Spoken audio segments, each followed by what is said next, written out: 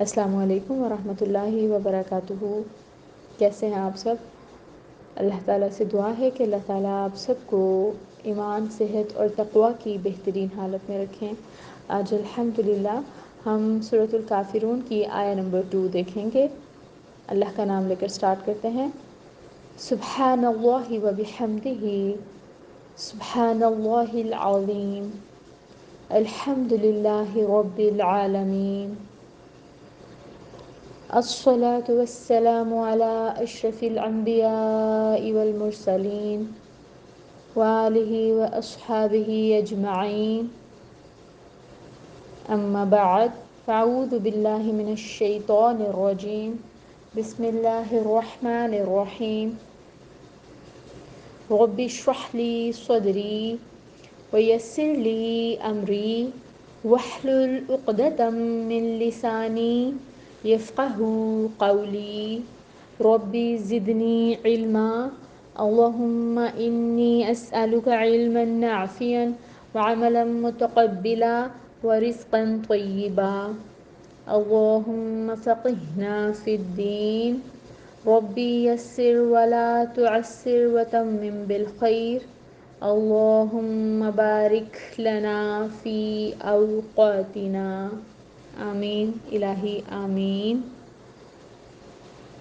آیہ نمبر 2، لا اعبد، نہیں میں عبادت کرتا، ما تعبدون، جس کی تم عبادت کرتے ہو، نہیں میں عبادت کرتا جس کی تم عبادت کرتے ہو۔ پہلی جو آیات تھی اس میں مخاطب کیا گیا تھا تمام کافروں کو، اور مخاطب کر کے ان سے اب کہا کیا جا رہا ہے، لا اعبد ما تعبدون، نہیں میں عبادت کرتا جس کی تم عبادت کرتے ہو۔ اے کافرو، نہیں میں عبادت کرتا جس کی تم عبادت کرتے ہو۔ تو ہم نے پہلے پڑھا نا کہ آپ صلی اللہ علیہ وآلہ وسلم کو مشرکین جو تھے وہ آفرز کر رہے تھے مختلف قسم کی، وہ چاہ رہے تھے کہ کوئی سمجھوتا ہو جائے ان کے اور آپ صلی اللہ علیہ وآلہ وسلم کے درمیان، تاکہ اسلام جو پھیل رہا ہے اس کو روکا جا سکے۔ تو یہاں پر اس آیہ میں کلیئر کٹ آنسر کر دیا گیا اللہ کی طرف سے، آپ صلی اللہ علیہ وآلہ وسلم کو کہا گیا کہ کافروں کو، مشرکین کو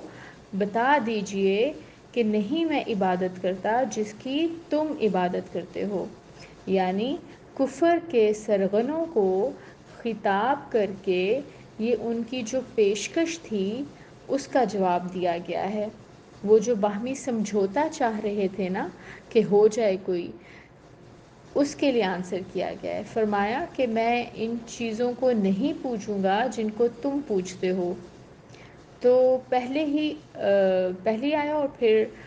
جو دوسری آیا ہے، پہلی آیت میں ان کو مخاطب کیا گیا، اور پھر ویری نیکسٹ آیا میں ان کو کلیئر کٹ آنسر کر دیا گیا کہ نہیں میں عبادت کروں گا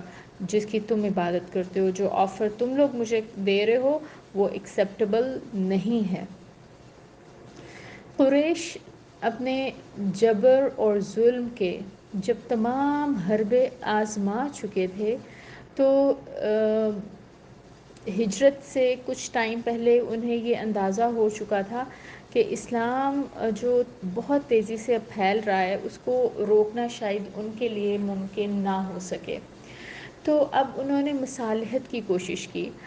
اب ان کو لگا کہ اب اگر کچھ امکان باقی ہے نا تو صرف یہ ہے کہ دباؤ ڈالا جائے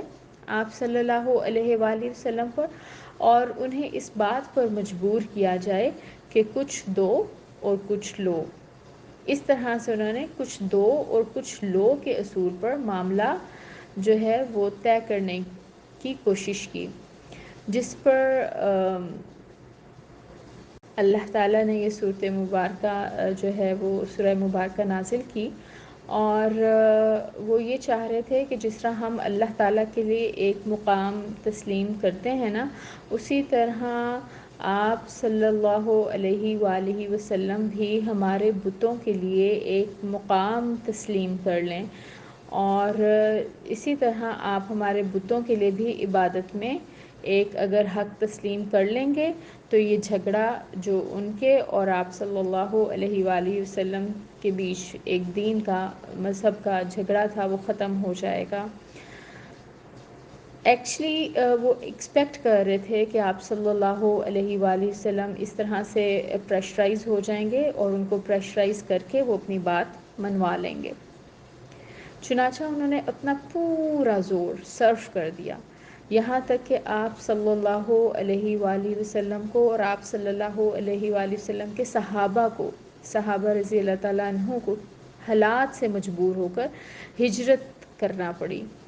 وہ کیوں؟ وہ کون سے حالات تھے؟ وہ انہی کے پیدا کردہ حالات تھے۔ اتنی مشکلات کر دی گئی تھیں کہ ہجرت کے علاوہ کوئی رستہ نہیں باقی رہ گیا تھا، اور اللہ تعالیٰ کے حکم سے پھر آپ صلی اللہ علیہ وآلہ وسلم نے اپنے صحابہ کے ساتھ ہجرت کرنے کو پریفر کیا، اللہ کا حکم بھی تھا،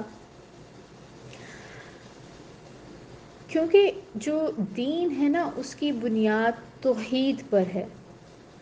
اس لیے ہجرت کے امتحان سے آپ صلی اللہ علیہ وآلہ وسلم اور آپ کے صحابہ نے بہت خوشی سے گزرنا گوارا کر لیا، لیکن اس معاملے میں انہوں نے کوئی فلیکسیبلٹی نہیں دکھائی، کوئی لچک نہیں دکھائی، بلکہ صاف صاف کہہ دیا، کافروں کو بتا دیا اللہ تعالیٰ کے الفاظ میں جو قرآن میں آئے، سورۃ الکافرون میں آئے، آیا نمبر 2 میں، لا اعبد ما تعبدون، اس کا اعلان کر دیا۔ اچھا، اب اس میں ہم دیکھیں کہ اس میں وہ سب معبود شامل ہیں جن کی عبادت کی جاتی رہی ہے، جن کی عبادت کرتے تھے کفار یا مشرکین۔ اب وہ خواہ ملائکہ ہوں، فرشتوں کو بھی جیسے بیٹیاں بنا دیتے تھے اللہ تعالیٰ کی، انبیاء کی اگر وہ کرتے تھے عبادت، یا اولیاء کی کرتے تھے، زندہ یا مردہ انسانوں کی ارواح ہوں، سورج ہو، چاند ہو، ستارے ہوں، جانور ہوں، درخت ہوں، دریا ہو، بت ہو، یا خیالی دیویاں اور دیوتا ہوں، کچھ بھی ہو، کسی چیز کو بھی انہوں نے اپنا معبود بنا لیا تو ان سب کا انکار کر دیا گیا۔ کسی قسم کے معبود کی کوئی گنجائش باقی نہیں ہے۔ معبود عبادت کے لائق صرف اور صرف اللہ تعالیٰ کی ذات پاک ہے۔ اب یہاں پہ نا ایک کوشچن بھی آتا ہے کہ مشرکین عرب جو ہیں وہ اللہ تعالیٰ کو معبود مانتے تھے، اور دنیا کے دوسرے مشرکین نے بھی قدیم زمانے سے لے کر آج تک اللہ کے معبود ہونے کا انکار نہیں کیا۔ اور اگر ہم اہل کتاب کی بات کریں نا تو وہ بھی اصل معبود تو اللہ تعالیٰ کو ہی تسلیم کرتے ہیں، تو پھر سب معبودوں سے برات کا اعلان کیسے صحیح ہو سکتا ہے؟ مطلب یہ کہ جب اللہ تعالیٰ بھی ان میں شامل ہے، مطلب وہ اللہ تعالیٰ کی عبادت کرتے ہیں لیکن ساتھ کوئی نہ کوئی شریک کر لیتے ہیں، تو ہم کہتے ہیں کہ کسی کو بھی، اب اس آیہ مبارکہ میں کیا ہے؟ اس آیہ مبارکہ میں ہے نہیں میں عبادت کرتا جس کی تم عبادت کرتے ہو۔ تو عبادت تو وہ معبودوں کی بھی کرتے تھے اپنے جو دوسرے تھے، اور اللہ کی بھی عبادت کرتے تھے، مطلب اللہ بھی ان کے معبودوں میں شامل تھا۔ تو اب یہ کہ اس طرح کی عبادت قابل قبول نہیں ہے، اس طرح کی عبادت اللہ تعالیٰ کو نہیں چاہیے جس میں شرک ہو۔ اللہ تعالیٰ معبودوں کے مجموعے میں سے ایک معبود نہیں بلکہ وہ تنہا معبود ہے، اور اس مجموعے کی عبادت کرنے سے اللہ کی عبادت نہیں ہے، اگرچہ اس میں اللہ کی عبادت شامل ہو، گو کہ وہ عبادت کر رہے ہوں گے اللہ تعالیٰ کی، لیکن اس عبادت کا اللہ تعالیٰ کو ایسی عبادت نہیں چاہیے، بالکل بھی نہیں چاہیے جس میں شرک ہے۔ شرک ہمیں پتہ ہے نا کہ سب سے بڑا گناہ ہے، گناہ کبیرہ ہے، تو اس کی تو کوئی معافی نہیں ہے، یہ تو اللہ تعالیٰ کو سب سے ناگوار ہے، ناپسند ہے۔ ایسی ہستی جس نے سب کچھ تخلیق کیا ہے، جو جس کے پاس ساری پاور ہے اور ہم اس کی پاور میں کسی اور کو شامل کر دیں تو یہ تو اللہ تعالیٰ کو بالکل بھی گوارا نہیں ہے۔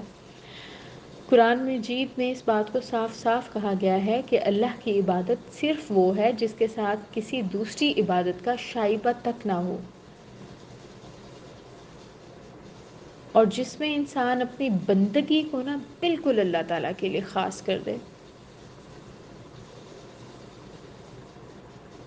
قرآن پاک میں آتا ہے وَمَا أُمِرُوا إِلَّا لِيَعْبُدُوا اللَّهَ مُخْلِصِينَ لَهُ الدِّينَ حُنَفَاءَ، لوگوں کو اس کے سوا کوئی حکم نہیں دیا گیا کہ وہ بالکل یکسو ہو کر اپنے دین کو اللہ کے لیے خالص کر کے اس کی عبادت کریں۔ قرآن میں یہ مضمون مختلف صورتوں میں مختلف مقامات پر پوری وضاحت کے ساتھ بیان کر دیا گیا ہے، اور یہی مضمون ایک حدیث قدسی میں بھی آتا ہے جس میں فرمایا گیا، آپ صلی اللہ علیہ وآلہ وسلم نے فرمایا، اللہ تعالیٰ کا ارشاد ہے کہ میں سب سے بڑھ کر شریک کی شرکت سے بے نیاز ہوں۔ جس شخص نے کوئی عمل ایسا کیا جس میں میرے ساتھ کسی اور کو بھی اس نے شریک کیا ہو تو میں اس سے بری ہوں، اور وہ پورا کا پورا عمل اس کے لیے ہے جس کو اس نے شریک کیا۔ اتنی کلیئر کٹ حدیث ہے نا، اس میں ہمیں پتہ چل رہا ہے بالکل وہی بات کہ اگر معبودوں میں سے ایک معبود اللہ تعالیٰ بھی شامل کر لیے جائیں اور پھر عبادت کی جائے تو وہ عبادت بالکل بھی اللہ تعالیٰ کے نزدیک ایکسیپٹیبل نہیں ہے۔ اللہ تعالیٰ نے کہا وہ پورا کا پورا عمل اسی کے لیے جس کو اس نے شریک کیا ہے، اللہ تعالیٰ کے لیے کچھ نہیں ہے، اللہ تعالیٰ کے لیے وہ عبادت بالکل ایکسیپٹیبل نہیں ہے۔ تو در حقیقت اللہ کو دو یا تین یا بہت سے خداؤں میں سے ایک قرار دینا اور اس کے ساتھ دوسروں کی بندگی اور پرستش کرنا تو اصل کفر ہے، ٹھیک ہے، جسے اظہار برات کیا گیا ہے اس صورت میں، اور یہی سورہ کا مقصد تھا۔ خالص توحید کا میسیج ہے اس میں، اور اس سورہ سے ہمیں یہ لیسن مل رہا ہے کہ غیر مسلموں سے ایسی کوئی مصالحت جائز نہیں ہے جس میں ان کے دین کے شعائر کو اختیار کرنا پڑے۔ البتہ اپنے دین پر ہم اگر قائم رہتے ہوئے کوئی امن کا معاہدہ ان کے ساتھ کرنا چاہیں نا تو ایسا ہو سکتا ہے، ٹھیک ہے۔ اللہ تعالیٰ ہم سب کے لیے بہت ساری آسانیاں کریں، اللہ تعالیٰ ہمیں اپنی آیات کا بہترین فہم دیں، اور اللہ تعالیٰ ہماری شرح صدر فرمائیں۔ اللہ تعالیٰ اس علم کو حاصل کرنا اور اس پر عمل کرنا ہمارے لیے آسان بنا دیں۔ اللہ تعالیٰ میرا آپ کو بتانا اور آپ کا سننا اپنی بارگاہ الہی میں قبول فرما لیں۔ سبحانک اللہم و بحمدک، اشہد ان لا الہ الا انت، استغفرک و اتوب الیک۔ السلام علیکم ورحمۃ اللہ وبرکاتہ۔